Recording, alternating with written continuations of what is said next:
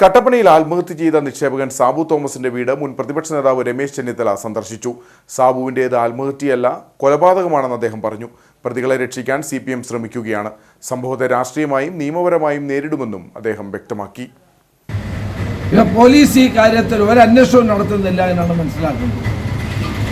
Police ഈ കാര്യത്തിൽ എന്തുകൊണ്ട് ഫലപ്രദമായ അന്വേഷണം നടത്തുന്നില്ല? കുറ്റവാളികൾ CPM നേതാക്കന്മാരായതുകൊണ്ടാണ് പോലീസ് അന്വേഷിക്കാത്തത്. ഈ ബാങ്ക് സമ്പൂർണ്ണമായി തകർന്നിരിക്കുകയാണ്. പണമിട്ടവർക്ക് പണം കൊടുക്കാൻ കഴിയുന്നില്ല. CPM ഭരണസമിതിയാണ്. അപ്പോൾ ഈ ഭരണസമിതിയെ സംരക്ഷിക്കാൻ വേണ്ടിയാണ് സാബു തോമസിനെ വളരെ മോശമായ തരത്തിൽ ഭീഷണിപ്പെടുത്തുകയും ത്രട്ടൻ ചെയ്യുകയും ചെയ്തു. അദ്ദേഹത്തിന് മാനസിക രോഗമാണ്, അല്ലേ? MM മണി പറഞ്ഞു മാനസിക രോഗമാണ് എന്ന് പറഞ്ഞു. പിന്നീട് ഞാൻ അങ്ങനെ പറഞ്ഞില്ല എന്ന് പറയും. അതിവിടുത്തെ ജനങ്ങൾ കേട്ടതാണ്. മാനസിക രോഗമാണ് സാബു തോമസിനെന്ന് മുൻ മന്ത്രി MM മണി പ്രഖ്യാപിക്കും. അപ്പം പിന്നെ ഇനിയും ഒരു അന്വേഷണം നടക്കില്ലല്ലോ.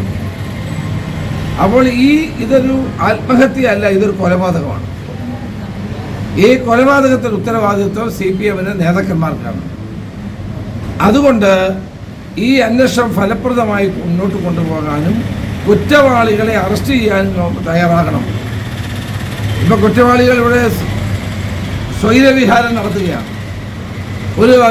ഒരു കുറ്റവും ചെയ്തിട്ടില്ല എന്നുള്ള മട്ടിൽ. കാരണം അതിൻ്റെ പിന്നിൽ രാഷ്ട്രീയ സ്വാധീനമാണ്. അല്ല എങ്കിൽ മറ്റ് നടപടികൾ, നമ്മൾ നിയമ നടപടികളുമായിട്ട് മുന്നോട്ട് പോകാൻ ആ കുടുംബം മുന്നോട്ട് പോകുമെന്നാണ് എൻ്റെ പ്രതീക്ഷ. ഇവിടെ ഏതായാലും വളരെ ദാരുണമായ, കേരളത്തെ ഞെട്ടിപ്പിച്ച ഒരു സംഭവമാണ് ഇവിടെ ഉണ്ടായത്.